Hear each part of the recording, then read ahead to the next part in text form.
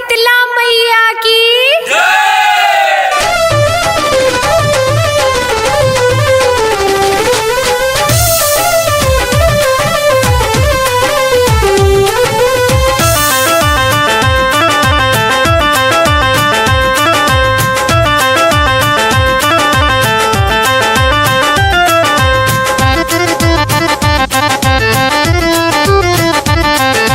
आइल नवरात मन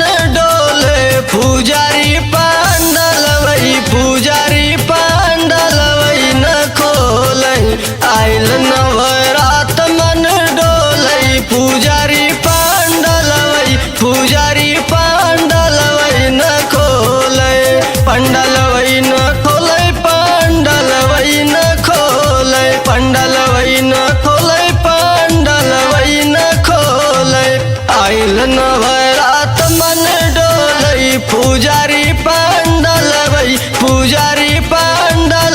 न खोलई।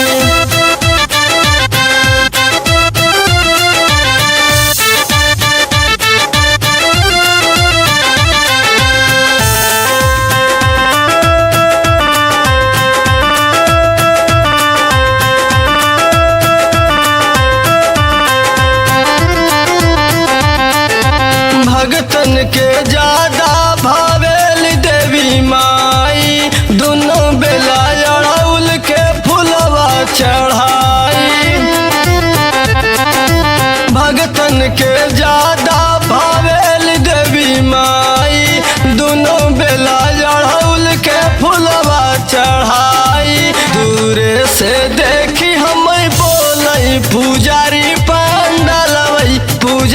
पंडलवई न खोलई आइल नवरात मन डोलई पुजारी पंडलवई न खोलई।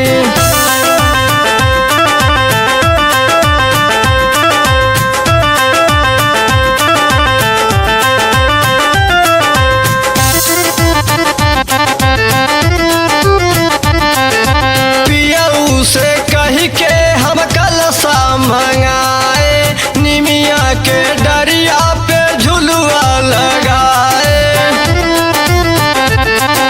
पियऊ से कही के हम कलसा मंगाए निमिया के डरिया पे झुलुआ लगाए। धीरे धीरे हवाया बडोलई पुजारी पंडलवई न खोलई आइल नवरात मन डोलई पुजारी पंडलवई न खोलई।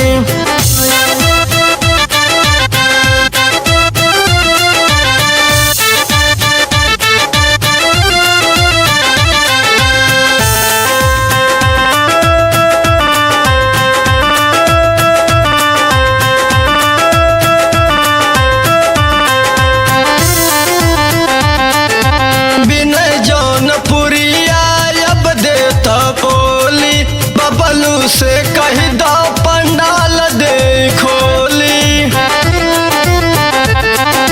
विनय जौनपुरिया अब दे तो बोली बबलू से कही दो पंडाल दे खोली। सौरभवा सुमीठी बोलई पुजारी पंडलवई न खोलई आइल नव